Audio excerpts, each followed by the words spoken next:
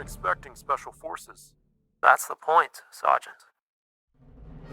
Transmit the clearance codes for Inferno Squad Chatter, an exclusive look into the Southwest Star Wars Legion community.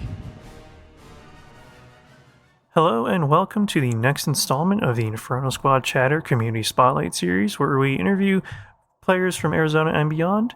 Today I have my good friend Will joining me. How are you doing, Will? I'm doing all right. All right. Now, Will here had been in Arizona for about 4 years while his time at school, and then he, left us for the East Coast. But Will, tell us about your Legion journey so far. Yeah, talking about my Legion journey, I've got to talk about my X-Wing journey. I started playing X-Wing in middle school, and I started collecting Legion around 2018. After that, as X-Wing kind of trailed off, I switched more into playing Legion more and more. I ran a couple of online learning tournaments, that kind of thing, and played it for about a year around the DC area before moving out to Northern Arizona for college. And now that I've graduated college, I'm back in the DC area out east, repping the Inferno Squad colors on the East Coast. Yeah, that's right. We've got you right where we want you. So to start things off, I wanted to ask you what unit you wanted in Legion and why, unless it's already in the game. Yeah, so those of you who know me probably already know what I'm going to say. Those of you who don't know me, I am a Rebel player through and through. It's the only faction I play pretty much, although with Mandalorians coming up, that is probably likely to change. I played Rebels all through my X-Wing career. I played Rebels all through my Legion career, through thick and thin in the Rebel salt mines, I like to say. So absolutely a Rebel mirror to the Imperial High Command pack.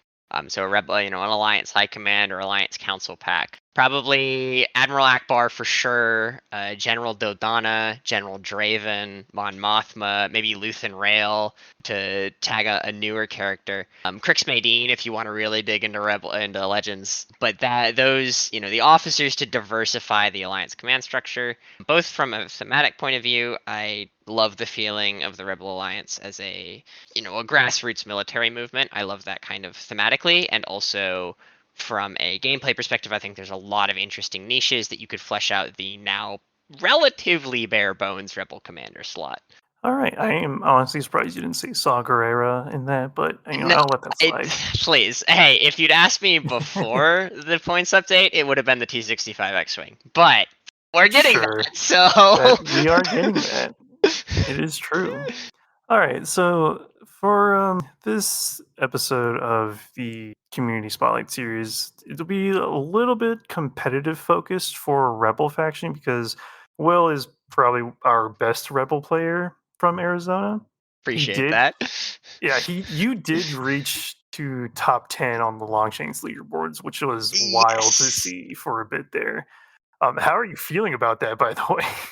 I mean, yeah, I felt it was absolutely wild. I noticed it on a whim. I was just kind of like bored and scrolling through the Longshanks leaderboards. I'm like, wait a minute, what am I doing up here?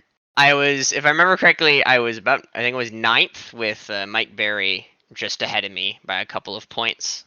I'm no longer in that position, although I'm back up to top 20 because I had some tournaments age out. Realistically, the world leaderboard doesn't matter to me. I just want to be ranked number 1 Rebel. That's the goal, especially because I come at it from a very weird perspective. I think a lot of Rebel players don't approach it in the same way I do, and then I run a lot of units that don't get run a lot in the faction, and so I take a lot of pride in that. Yeah, well, let's talk about that then. Like, what goals do you look for when building Rebel lists? So when it comes to building lists, I approach it in a couple of different ways. I think that one of the best ways for success for any player, competitive or casual, is play units you want to play. If you want to play Rebel Ahsoka, put her on the table and build a list around that, right? Like, go into Tabletop Admiral, Legion Helper, Legion HQ, whatever you use, and just add that unit, look at its abilities, and try to create like a spider web, right? So you add Ahsoka, for example, a unit that's really not played much. What does she do well? Well, she's kind of a great beat stick, a cruise missile, so to speak. She's great at getting at enemy lines, doing a ton of consistent damage, and then moving on. She's got some nice support-oriented cards in her 2 and 3 pips as well, and a really fun combo with Sabine. And so the way I see that is like, okay, I can do this one of two ways. I can either lean into the cruise missile mentality, so to speak, and run her with, say, Leia to pump her full of dodges before she dives in, and some other stuff to keep fire off of her, and kind of like make her a very central focus piece, or I could run her with Sabine for the Family Reunion command card, which gives them teamwork and both a speed 2 move when the other activates at the start of the round. And then I've got 2 really fun pieces that don't see a lot of play, and Sabine flows really well into Clan Ren. And so, okay, I'll put Clan Ren in the table.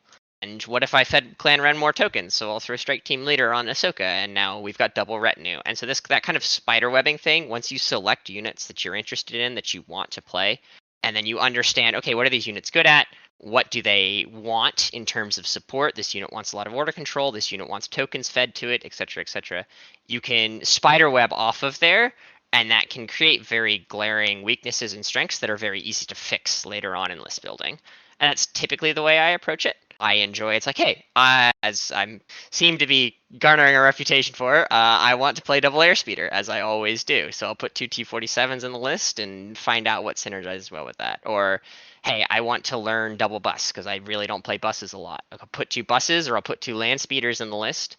And then from there, it's like, okay, buses, great. I want 2 things for the buses to transport. They've got good support capability. They've got mediocre offensive firepower, but they're on a budget.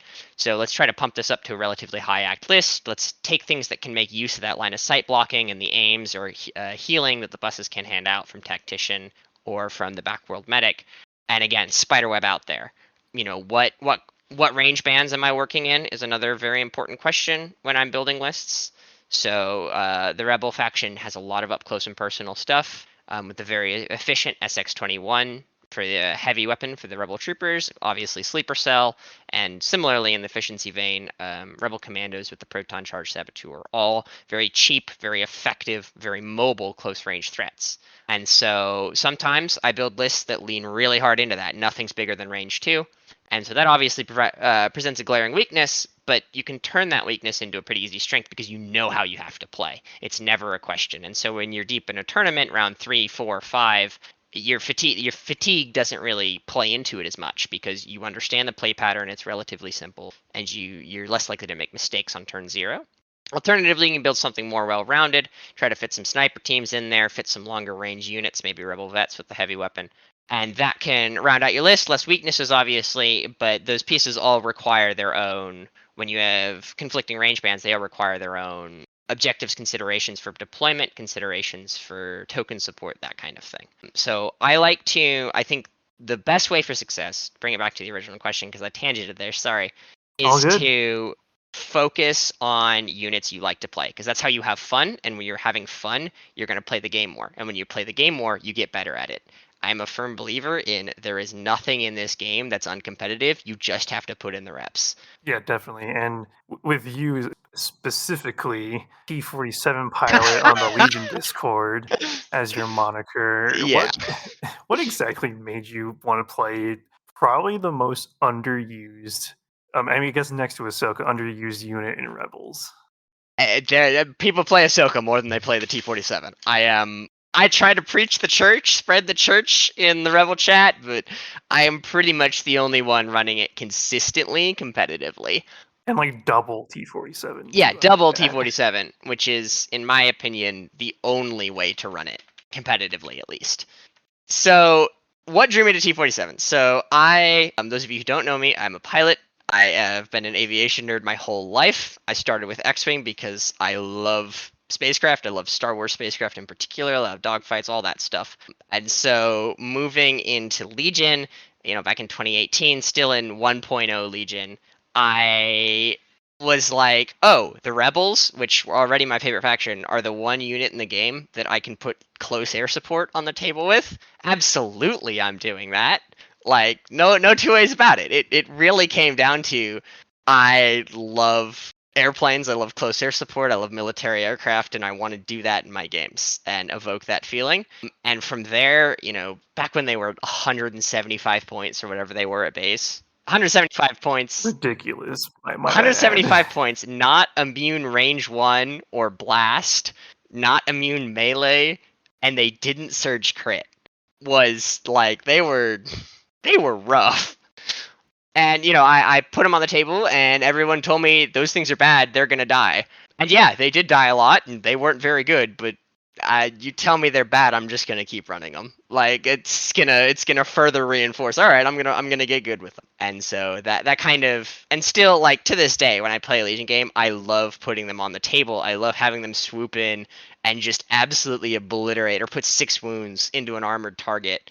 It's this big focus piece and support the ground forces. I just love that feeling. And I mean, that's why we play these games, right? We're pushing around toy models and shooting each other and rolling dice. Like, that feeling is why we play, even if we're doing it in a competitive setting.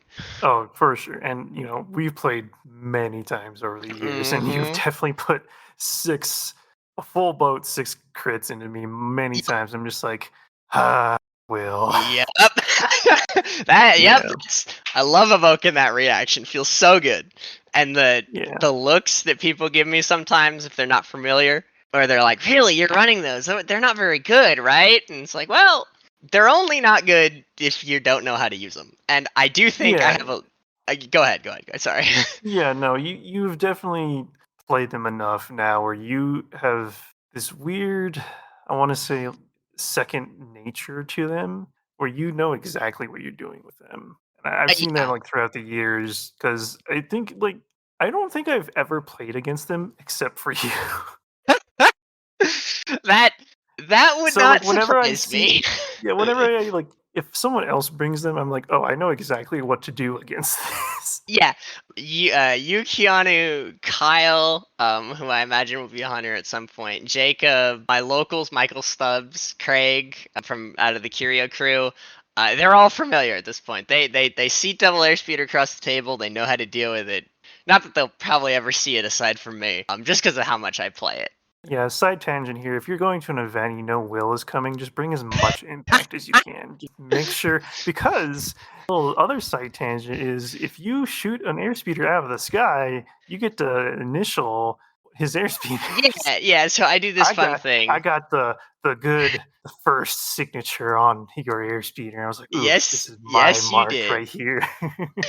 Those of you who haven't played me at a tournament, I put kill marks on the side of my T47 for every vehicle or character they kill. It didn't feel right to do it for big focus pieces like that. Just felt a little too self-serving.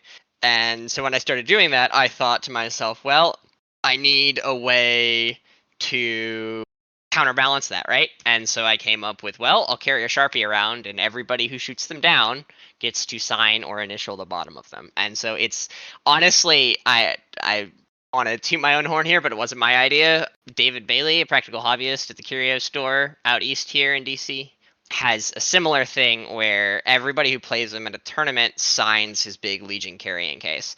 And so I saw him doing that at one of my first tournaments, and I'm like, oh my god, I want to do that. And so they've become very cool relics because of how much I travel. I've got signatures on there from communities all over the country, and Ohio, Indiana, Virginia. It's great. I love it. Yeah, that's a very fun thing to have memories of for previous events. Yeah. So I'm gonna go away from talking about T47s because I feel like you can talk about them all day long. Yeah. Yes, I do.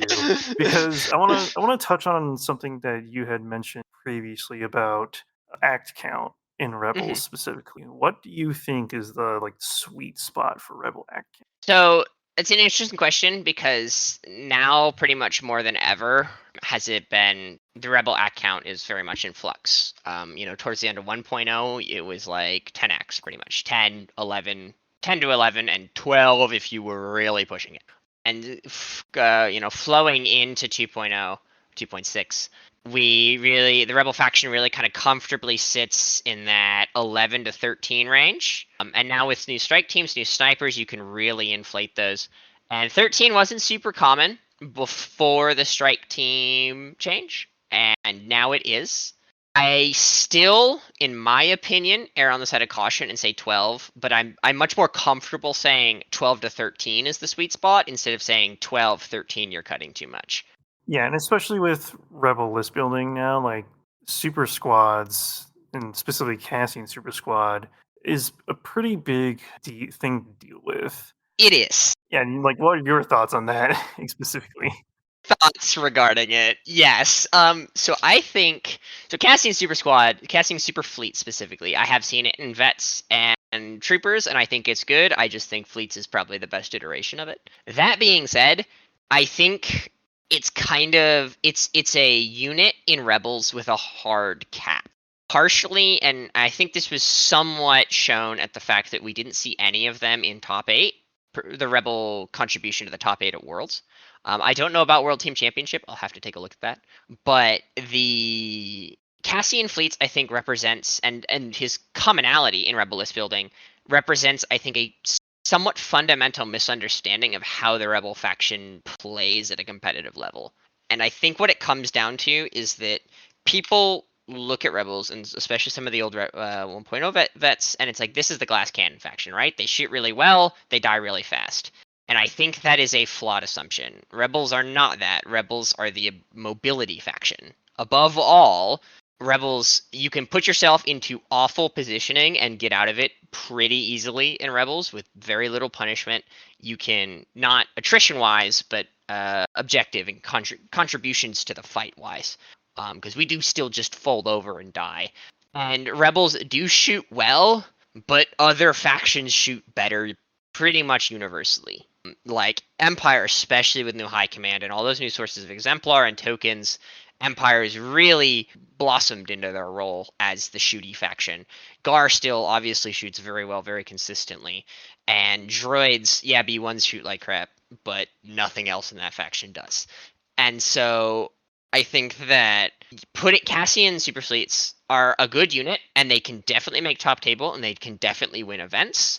But I think you have to build your list in mind with, all right, I am building this as a killy Rebel list, and you have to play with that in mind. And so that ends up looking, I think, playing a little more like a 501st Gar list than it does a traditional Rebel list. So, you got to run it with Lando. I don't think you should ever run those two things apart. Oh, Lando you can run apart from it, but I don't think you should be taking Cassian super fleets without Lando. And that's specifically because you can guidance Cassian super fleets to give them like a standby, which if you flip Cassian, it's unremovable. Yeah, correct. I've seen that plenty of times.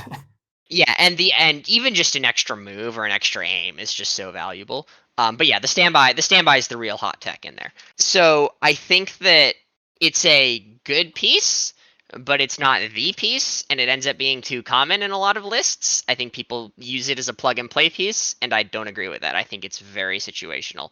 And I don't want to say there's a right or wrong way to play the faction. You can get away with that a little more in a competitive, approaching it from a competitive perspective, But I think that 12 to 13 act count gives you enough tools to output just enough attrition to win the objective race. And at the end of the day, that's how I think the Rebel faction should be played at a competitive level. I'm not saying if you don't play that way, you're wrong, because play the way you want. But from my experience, the way I approach the game, the way I, from a macro game theory level almost, the way I build my lists is to output just enough attrition to win the objective race. That's, kill a couple of key linchpins in a opposing list that I can weather the oncoming storm. And if I win with 3 models, I don't care, because that doesn't impact my score, and a win's a win. At the end of the day, that's kind of the way it goes. I think a lot of people end up building Rebel lists to just kind of steamroll and roll over with, a whole bunch of sleeper cell, and you can do that, and you can win tournaments doing that. I just don't think it's the highest percentage way of doing it. Yeah, for sure. And especially now with new strike teams, being able, and they are now cheaper, being able to get to like that 12, 13 act count is more feasible. I mean, Rebels were always pretty cheap, but strike teams are the new hotness. And, speaking of which, what do you think of strike teams, specifically Rebel strike teams? Yeah, so universally, I love the changes, especially Incognito. That I didn't think of it like when I'd been dreaming up solutions for it, and it like being the representation of them sitting there in a ghillie suit observing is perfect. I love it. It's so good. I think Rebel Strike teams, they're 40 points. They're really solid. Especially the biggest weakness of them is that they operate in the support slot and they dirty up your order pool in a faction that already really suffers from pretty bad order control, especially since the improv nerf. And so, and the rebel support slot, it has seen a little bit of a revitalization. ATRTs always have been floating around. They've never really been bad, so to speak. But with Han and Luke Taun showing up, people are running more regular Tauntauns, which I do think are overpriced, but they're still very solid. And so, but that's the biggest weakness of Rebel Strike teams. But otherwise, it's a 40-point activation that's, covers a range band that Rebels really have nothing to cover before that. So I'm a big fan of them. They're definitely not an auto include in my list. But taking a Proton Charge Saboteur as kind of a baby sleeper cell and then throwing a strike team on top of that feels great. Covers 2 range bands very effectively, and it's really cheap for 2 acts. It's like 96 points. So yeah, I'm a fan of them for sure. Nice. All right. Yeah, and I want to talk real quickly about how Rebels have been doing competitively. Now, lately in bigger competitive events, they've been placing pretty high. Do you think Yeah, they that is have. because of the changes lately, or what do you think as like a Rebel player that's been playing Rebels since the beginning, pretty much? Yeah. Like, what do you So think? And I have an my event to go talk ahead. about too after that. Yeah. So And I'll probably bring this up. So Stabcast Open Invitational yeah, that's happened. exactly what I'm talking about. It ended today. Yeah, at the As we're time of recording recording, this. as we're recording this, the Stabcast Open ended today with Yes. Luminous Gaming Jordan winning with the 13 Jordan. act Rebel list. But I'll let you talk about your thoughts on that. Yeah, so I took a look at his list. It's an interesting list, not one I'd build, but obviously he won with it, so it can't be that bad. Definitely not. It leans much more into the shooty aspect of Rebels, and he takes Vets, which I think are the right choice for that. He runs Han Ton, Luke Ton, 2 doubled up Vets with a heavy weapon, 4 Mark IIs, 2 Vets without the double up, just the heavy weapon, and then some ATRTs.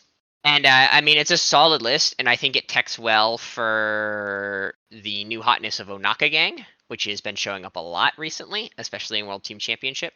And so Rebel performance competitively, the nice thing that I've been seeing, and I pay a reasonable amount of attention to when Rebels win lists on Longshanks, but the great thing I love seeing is that it's varied. One I'll see a 15 act with just some wild, no lightsaber, no doubled up squads, 15 acts, whole Rebel salad type stuff winning, and then I'll see these fat vets winning with ATRTs. Han Ton and Han Luke, I think, have definitely inflated Rebel lists and rates recently. Mostly Han Ton. Han Luke's still very It's very solid, good. but Han Ton is very strong for 90 points. And so I think that the community as a whole is still very much figuring out how to deal with him. I don't think he's nearly as unbeatable as everybody says. As someone who plays him, shoot him. Just shoot him more than once, please, for the love of God. He explodes.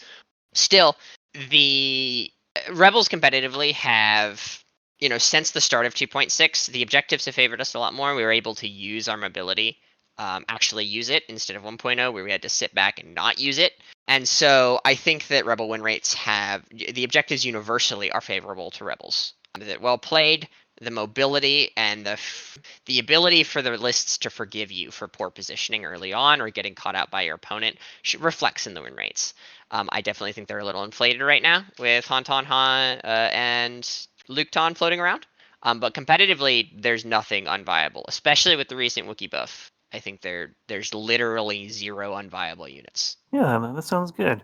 And especially with Wookiees, like they did get a nice points buff, but I think it's still a little bit untapped, especially in Rebels, Yes. because they're a very solid brawler unit. Back in the 1.0 days, we had Bushman on a couple episodes ago in the main series, but he had used Wookiees very effectively in the 1.0 days. And Yeah, now absolutely. it's like They're something that can maybe even combat Han Ton. Yeah, that big health pool, and they don't give a crap about Pierce. And so I think that Wookiees are. I definitely don't think they're the best option in Special Forces. I do still think they are the weakest option in the Special Forces tab, but I think that's their biggest problem they suffer from is that they are in the Rebel Special Forces tab, which has 56-point Rebel Commandos with a Saboteur or 87-point Sleeper Cell. And the Wookiees very much float around that Sleeper Cell price point, and you don't, from a pure efficiency perspective, you don't gain a ton. I think they're good. I think they're very solid, especially as just Sleeper Cell, but more melee focused, especially with the Chewbacca upgrade. But I think that the upcoming, by upcoming I mean probably November, Wookiee Trooper upgrades the refreshes that AMG was talking about in April are going to really revitalize. That being said, I think they're still very playable, and run them in a tournament, please. They're awesome. Yeah, we need more Wookiees on the table for sure. Mm-hmm. Yeah, and speaking about tournaments, since we're doing pretty well on time, I'm just going to ask about how it has been playing in tournaments, one in AZ for a couple of years, and then now going back to the East Coast. Yeah, so and part of my experience, so I was in Arizona for 4 years, college student. I played in a lot of Legion tournaments out there through the end of 1.0, through the changes, 2.5, 2.6, and then fully fleshed out at the end of last year, about a year ago today, or this month, year ago this month. And then moved back out to the East. And, I played tournaments in Ohio, Indiana, in the interim during summers and that kind of stuff. So my tournament performance recently has been pretty solid. I'm, I think, 8-1 in tournaments, with my one loss coming at Richmond Open, and I still placed sixth, so I don't mind that much. But overall, tournaments in Arizona versus tournaments in the East Coast, love the guys out east. They were my first introduction to competitive Legion, and there are some fantastic players out here. I will say the meta out here is very Gar heavy, especially in the capital area. A lot of clone players, a decent amount of droid players too. Me and Craig are pretty much the only two consistent Rebel players. Other than that, we've got a decent amount of people who play every faction, but a lot of Clone Wars out here. And there's some very solid opponents out here. Craig's, Michael Stubbs, Mike Berry of 5th Trooper fame, etc., etc. But I will say I think that the tournaments in Arizona were kind of the forge that turned me into the Legion player I am, as arrogant as that sounds, and I apologize, but no, very please much. Don't. I will take that ego boost very well. Do not want to snub my boys out here because I love them and they always give me good games, whether I'm winning or losing. But I will say the Crucible, so to speak, not to reference the tournament in Florida, but the Crucible, so to speak, that I got to kind of test my list building and put it up against very, very good players, were yearly LVO trips and tournaments in Phoenix. And they taught me a lot about the game, a lot about how to play the game, and a lot of my ideas, like on a strategy level, my opinions on what's good and what's not, were formed off of experience from here, melded with earlier experience and current experience out east. And even with LVO, you placed top 8 last year in the January one. That was awesome to see. Yeah. I placed 8th, in the October one, and then because last year was weird and had 2 LVOs. 2 LVOs, yeah. Yeah, placed 7th in the January one and 8th in the October one. Yeah, so top 8 in both LVOs is crazy, and then not even just LVO Grand Tournament, but the Invitational Series one. Yeah. So congrats, I'm man. pretty happy with my performance that was out there. Awesome. Thank you. Well, sick as a dog. Oh yeah, that's right. Oh man. All right, so we're gonna be wrapping up here a little bit soon, but I just want to know what hot takes do you have for Rebels? Oh, I have too many. Okay, give me the biggest one. Okay, fine.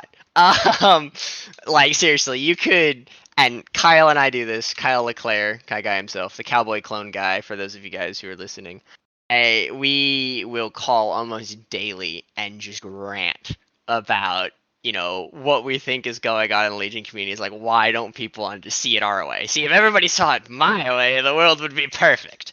Not really, but I have a lot of hot takes, and I think the one that I am going to bring up Because there's a lot of like little ones about units and that kind of stuff. But I think the one that I would like to highlight is the one that I mentioned earlier, and that is I think there's a fundamental misunderstanding of the Rebel faction on a competitive level. People see it as either 18 to 21 act swarm or 12 act glass cannons that just need to shoot, shoot, shoot, shoot. And I think that is wrong. I think that you need to play mobility. You need to play attrition resiliency, and you need to use that mobility. And I'm going to draw a little bit here on my studies in military history and current military doctrine and understanding how military strategy works, that so many people in this game build a list with a single point of failure. The classic example is Anakin 501st Gar, right? It's like you shoot Anakin, you shoot an ARC trooper, and you've won the game. Not literally, but you get the point. So many, like, single points of failure in lists are so incredibly common. And rebels are in a unique place to exploit that because of the mobility. It is so easy for our faction to have a sleeper cell scream up a side, pick up a really, really high value target worth more its points, say a Thrawn that's been mispositioned, or a Krennic or a Vader.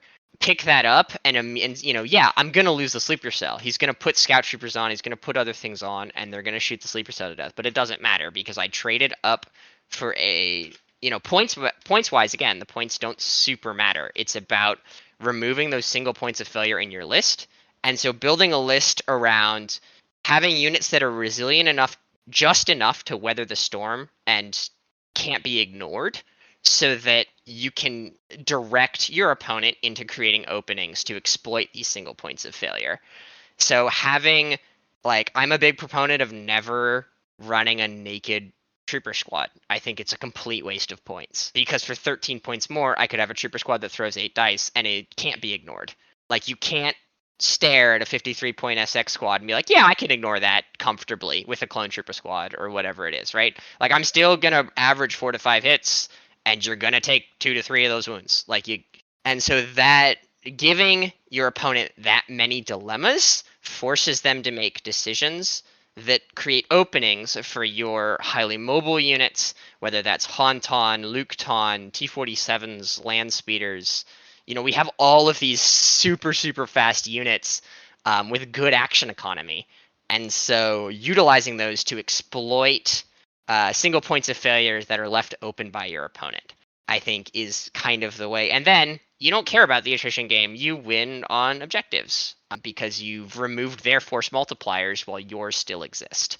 Your Leia, your proven tactician more often than not, but your token passers and your guidance on Lando. And so, yes, shooting is important. Rebel offense is good. Rebel offense should not be ignored, and you should utilize it in your list. Don't do the MCP thing of I'm going to run a whole bunch of super cheap units and just play objectives. You can play that way if that's the way that brings you joy, but like at a competitive level, I think that the way to do it is to use the offense in combination with the mobility. The mobility is the high part. Legion is a game of positioning, to steal an old X-Wing phrase. Like, that's all it is. It's all positioning. And you use attrition to weaken your opponent's position or force them into a position more favorable for yourself. And so doing so provides you with much more consistent and much higher percentage results on the table, I believe. All right, man. I asked for hot takes, and then here I got some good insight into Rebel list building. Sorry, Matt. I was expecting, my T47s aren't actually that good. Well, that's another. All right, you said it. You started this topic. Everybody says they're garbage. They are not. However, they are not nearly as good as I wish they were. They require. There it is. Yeah. I'm cutting the cast. But no, I really appreciate that was some really good insight for Rebel list building, because we have a somewhat lack of Rebel insights on the main cast. So this is a nice. Yeah. Hey man, you give me a platform, I'll put my thesis out there. I will put the PhD on the table. Well, we'll have plenty of time later for more Rebel hot takes with you, Will. I'm sure we'll get you back on at another point. Yeah, I mean, I'd love to do the cast with the full crew, and sit in the middle while you all shout questions. The rebels are bad, and I'll sit here to fighting it all off. you know, as I normally do. God. Yeah, you're a very big keyboard warrior in the Legion Discord. Oh gosh. Well, you And know, with some that, you're just gonna leave me on that. All right, I see how you're doing it, Keanu. yeah. Imperial propaganda at it again. That's what I'm here for. Mm-hmm. But no, seriously, thanks for the Rebel insight. That was wonderful to now know more insider knowledge of my enemy. It's fine. It's not like Imperial strategies are particularly complicated. All right, I'm gonna aim shoot for the 8th time this turn. Like, come on, man. Yeah. Oh, look, I can borrow more aims. All right, but before we keep going on more tangents, I'm just gonna. But All right. Will, thanks so much for your time, man. Yeah, of It's always a course. pleasure Thanks for talking with having you. me And on and listening to me. always. Yeah. All the way. But you know what? Good yapping with Rebel insights. Yeah, I hope that people can look at the faction in a different light and add some depth to the list building and try new things. Oh, I'm definitely have looked at the faction in a different light. It's just in a dark room where I can take them out one by one. Yeah, In a no, hallway. I understand. I understand. Yeah. But no, yeah, thanks again, man, for taking time Of course, to of course. come on, and we'll definitely have you on for the main cast at some point. But for Yeah, now, we're appreciate it. gonna figure stuff out and do more of these community spotlights because they're a lot of fun. Yeah, absolutely. Keep me in my quarantine. I get it. Yeah, yeah. All right, so this has been Inferno Squad Chatter Community Spotlight signing off. Have a good one, y'all. This has been Inferno Squad Chatter. Find us on Discord, Instagram, and Facebook to engage with our team. Defiance will be the death of you.